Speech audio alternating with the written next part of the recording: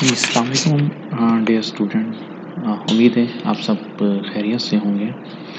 तो आज आप लोगों के लिए मैं लाया हूँ इंट्रोडक्शन टू प्रोग्रामिंग प्रैक्टिकल की जो असाइनमेंट नंबर 1 है। तो इसके असाइनमेंट के लिए जो हिदायत दी गई हैं उसमें ये है कि assignment is submitted after due date. इसके मार्क्स नहीं होंगे। अगर कोई फ़ाइल करप्ट हुई तो इसके भी मार्क्स ज़ीरो दिए जाएंगे। अगर कॉपी की गई तो इसके मार्क्स भी ज़ीरो दिए जाएंगे।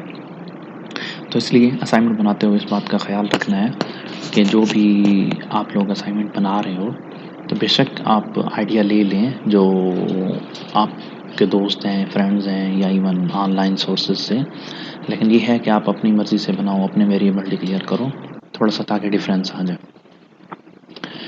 तो ये हमारी प्रॉब्लम स्टेटमेंट है जिसके अंदर कुछ स्टूडेंट्स का डाटा दिया गया है और सबसे पहले नंबर पे हमने क्या करना है कि इसकी एग्रीगेट परसेंटेज मालूम करनी है, जिसमें से 10% मैट्रिक के नंबर हैं, 40% एफएससी के नंबर हैं और 50% इंट्री टेस्ट के नंबर हैं। तो 3 स्टूडेंट की ये तीनों मालूमात हमें ऑलरेडी दी गई है।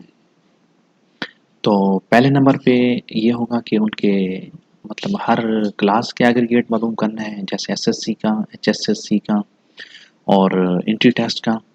तो अगले स्टेज पे क्या करना है कि इनको हमने एग्रीगेट कैलकुलेट कर लेना है, जिसमें मैट्रिक, एफएससी और इंट्री टेस्ट आ जाएगी।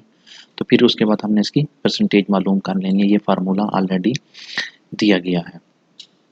तो रिज़ल्ट जो है वो इस तरीके से आना चाहिए। तो और ये भी बताया गया है कि you need to calculate all the above steps in the main function, यानी कि जो हमारा इंट मेन वाला फंक्शन होता है तो उसके अंदर हमने ये कैलकुलेट करना। तो यहाँ आ जाते हैं अपना रिजल्ट्स पे। तो यहाँ पे देखो इंटीजर मेन हमारा स्टार्ट हो रहा है। तो सबसे पहले डिक्लेरेशन ऑफ वेरिएबल, वेरिएबल को डिक्लेयर कर लेना है। हमने डबल टाइप के किए हैं क्योंकि इसमें परसेंटेज भी आ सकती है, परसेंटेज कह रहा हूँ, इशारिया में जवाब आ सकता है। तो Haseeb S C, Haseeb H S C और हसीब इंट्री, इसी तरीके से हमने तीनों स्टूडेंट्स के वेरिएबल को डिक्लेयर करवा लिया है। तो उसके बाद अगर हम कैलकुलेशन पे आते हैं तो एज़ पर आवर इंस्ट्रक्शन सबसे पहले हम हसीब का मालूम कर रहे हैं। सबसे पहले क्या करना है कि हमने उसके एसएससी की एवरेज कैलकुलेट करनी है। तो यहाँ पे देखो कि हमने एक वेरिएबल डिक्लेयर किया है हसीब एसएससी एग्रीगेट, जिसके अंदर उसके हमने एसएससी के मार्क्स वेरिएबल जो पिछले में हम स्टोर करके आए थे already, divided by 1050 multiply by 1050 and multiply by 0.1, जो कि फार्मूला हमें असाइनमेंट के अंदर दिया गया है। तो इसी तरीके से हमने उसके एसएससी के कर लिए, फिर एचएससी के कर लिए, उसके बाद इंट्री टेस्ट के कर लिए। तो अगला स्टेप क्या था कि हमने इन सबको कैलकुलेट करना था, हसीब एग्रीगेट मार्क्स। तो एसएससी के आ गए जमा एचएससी के आ गए, उसके बाद आखिर में इंट्री टेस्ट के आ गए। तो ये अब इसके एग्रीगेट में आ गए। तो उसके बाद क्या करना है, हमने परसेंटेज कैलकुलेट करनी है। तो परसेंटेज का फार्मूला यहाँ पे दिया गया है कि aggregate marks divided by 1100 multiply by 100। तो अब इसके अंदर हमारे पास टोटल एग्रीगेट मार्क्स आ गए हैं जो अभी हमने पिछले वेरिएबल में कैलकुलेट किए हैं, divided by 1100 and multiply by 100। तो ये हमारे पास एग्रीगेट परसेंटेज आ जाएगी हसीब की। सेम इसी तरीके से हमने उसकी कैलकुलेट कर लेनी है सेकंड स्टूडेंट नैला की, और सेम इसी तरीके से हमने थर्ड स्टूडेंट इजाज़ की कर लेनी है। तो जब ये हमारे पास तीनों परसेंटेज आ जाएंगी तो हमने सिंपल क्या करना है, इनको प्रिंट कर लेना है। यानी कि सबसे पहले हमने एक मेरिट कैलकुलेशन की लाइन प्रिंट की है जैसे असाइनमेंट में दी गई है। फिर परसेंटेज ऑफ हसीब, ये वेरिएबल हमने दी है जिसमें हमने अभी रिज़ल्ट स्टोर करवाया था। तो सी आउट नायला एग्रीगेट परसेंटेज, सी आउट इजाज़ एग्रीगेट परसेंटेज। तो अब ये हमारा जो पहला टास्क है वो कंप्लीट हुआ। अच्छा, अगर हम सेकंड टास्क की तरफ जाते हैं तो सेकंड टास्क में उन्होंने कहा है कि हमने maximum aggregate percentage among the students इसको मालूम करना है।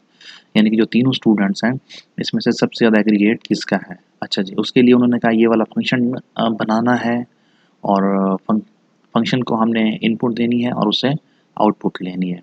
और जो स्क्रीन शॉट है वो इस तरीके से आना चाहिए, मैक्सिमम एग्रीगेट परसेंटेज इज़। तो इसके लिए हमें फंक्शन डिक्लेयर करना पड़ेगा। फंक्शन डिक्लेयर करने के लिए आपको अंदाज़ा होगा क्योंकि आप पढ़ रहे हैं ये सब्जेक्ट। तो हमने क्या करना है, जो मेन हमारा प्रोग्राम होता है उससे ऊपर हम डिक्लेयर करते हैं। तो ये रहा हमारा फंक्शन फॉर टास्क 1, यानी कि जो हमने मैक्सिमम एग्रीगेट मालूम करना है। डबल डबल टाइप का किया है क्योंकि हमारी वैल्यू जो है वो इशारिया में आ सकती है। मैक्स एग्रीगेट फंक्शन का नाम है, उसके अंदर हमारे पास 3 जो हैं ये आर्गुमेंट्स, जो मतलब मेन फंक्शन से हमारे पास ये 3 वैल्यूज़ आएंगी, एग्रीगेट हसीब, एग्रीगेट नायला और इजाज़।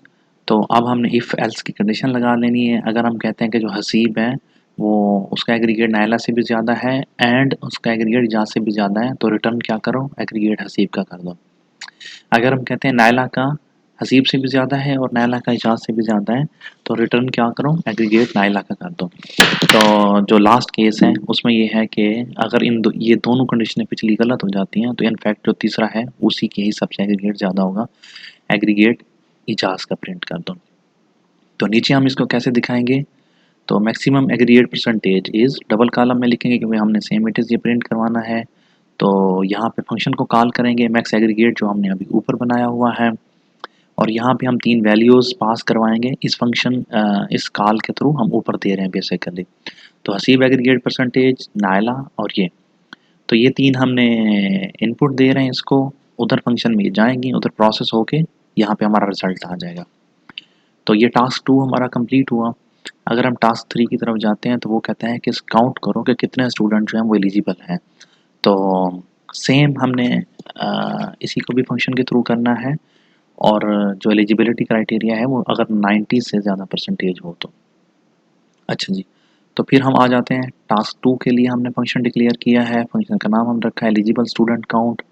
तो सेम 3 पैरामीटर्स, 3 वेरिएबल्स के थ्रू हमने दोबारा से वैल्यू ली है मेन फंक्शन से।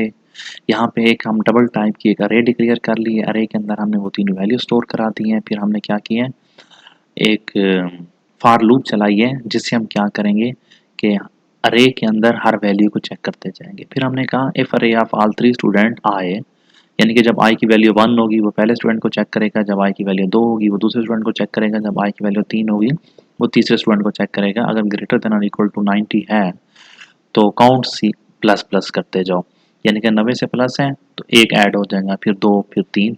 हमारे पास हैं 3 स्टूडेंट तो काउंट सबसे पहले 0 था, तो जितने स्टूडेंट की वैल्यू 90 से ऊपर हो जाएगी वो काउंट में जमा होती जाएगी। आखिर में हम क्या करेंगे, काउंट को रिटर्न कर देंगे। तो इसको हमने मेन फंक्शन में कैसे डिक्लेयर करना है ये मैं आपको दिखा देता हूँ। अच्छा जी, number of eligible student is double column में लिखना है क्योंकि हमने इसको सेम एज प्रिंट करवाना है। ये फंक्शन का नाम है जिसको हम कॉल कर रहे हैं, जो हमने अभी ऊपर डिक्लेयर किया है। तो अगर हम इसके अंदर जाते हैं तो अच्छा, हसीब परसेंटेज देनी है, नायला परसेंटेज देनी है और इजाज़ एग्रीगेट परसेंटेज देनी है। मतलब जो इनपुट वैल्यूज़ हैं ये सेम है जो हमने पिछले फंक्शन में भी पास की थी। तो इस तरीके से जब हम एग्जीक्यूट करेंगे तो वो हमें नंबर ऑफ स्टूडेंट बता देगा कि कितने एलिजिबल हैं।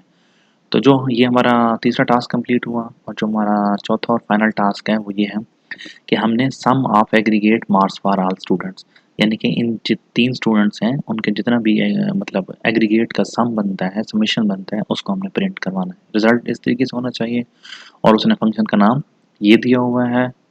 तो उसने कहा था calculate the sum you need to use the looping structure, while, do while, for loop, कोई भी लूप इस्तेमाल कर सकते हो, ठीक है। तो इसके लिए फिर हम फंक्शन बनाते हैं। तो जैसे अभी हमने 2 के लिए फंक्शन बनाए थे, अब तीसरा बनाएंगे। यहाँ पे देखें, हमने सम के नाम का एक फंक्शन बनाया, 3 वैल्यू पास की जिसके अंदर तीनों के एग्रीगेट मार्क्स आ रहे हैं। सेम इट इज़ हमने फिर एक अरे बना ली, अरे के अंदर तीनों की वैल्यू स्टोर करवा ली। फिर एक डबल टाइप का एक सम वेरिएबल डिक्लेयर किया जिसके अंदर हम सम करते जाएंगे। लूप चलाई, integer I is equal to 0, I less than और इक्वल टू 3। लेस देन यहाँ लेस देन इसलिए करते हैं क्योंकि हम उसको 0 से डिक्लेयर कर रहे हैं, यानी कि 0, 1, 2 3 वैल्यू हो जाएंगे, आई प्लस प्लस, ठीक है। Sum is equal to sum plus, तो अरे के अंदर जो वैल्यू है वो हर लूप के मतलब हर आइट्रेशन पे एक एक वैल्यू इसमें ऐड करता जाएगा। जब ये कंडीशन गलत हो जाएगी तो सम में सम हो चुका होगा 3 वैल्यूज़, तो ये रिटर्न सम कर देगा। तो इसको आखिर में हम प्रिंट कैसे करेंगे, सम ऑफ एग्रीगेट मास इज, इसको हम डबल कोटेशन में लिखेंगे क्योंकि हमने ये सेम इट इज प्रिंट करना है। सम ये फंक्शन का नाम है जिसको हम कॉल कर रहे हैं, तो उसके अंदर हम 3 इनपुट दे रहे हैं, Haseeb aggregate marks, Naira aggregate marks and Ijaz aggregate marks. तो ये हमें प्रिंट दे देगा। अगर हम इसको अभी एग्जीक्यूट करते हैं तो F11 प्रेस करके तो ये आप देख सकते हैं कि हमारे पास यहाँ पे रिजल्ट आ रहे हैं। Percentage of Haseeb is 86.66, percentage of Naila is 90.32, percentage of Ijaz is 91। तो मैक्सिमम एग्रीगेट परसेंटेज इनमें से किसकी है? तो इनफैक्ट ये लास्ट स्टूडेंट की है जिसकी 91.03 है। तो कितने स्टूडेंट एलिजिबल हैं जो 90 या 90 से ऊपर हैं? 2 हैं, आप देख सकते हैं। फर्स्ट जो है उसकी 86 है, तो ये हमें कह रहा है कि 2। तो सम ऑफ एग्रीगेट मार्क्स कितना है? यानी कि जो टोटल उन्होंने मार्क्स लिए हुए हैं, जो उनके कैलकुलेट हुए थे मैट्रिक, एचएससी और इंट्री टेस्ट के, उन तीनों को हमने जब सम किया था तो वो 2948 रन। तो ये हमारा आज की असाइनमेंट हुई। पहली असाइनमेंट थी जो कंप्यूटर प्रोग्रामिंग प्रैक्टिकल की थी। आप इसे सबमिट करा सकते हैं। अगर आपको मज़ीद भी कोई हेल्प ज़रूरत हो तो आप मुझसे कॉन्टैक्ट कर सकते हैं। अल्लाह हाफ़िज़, अस्सलाम वालेकुम रहमतुल्लाह।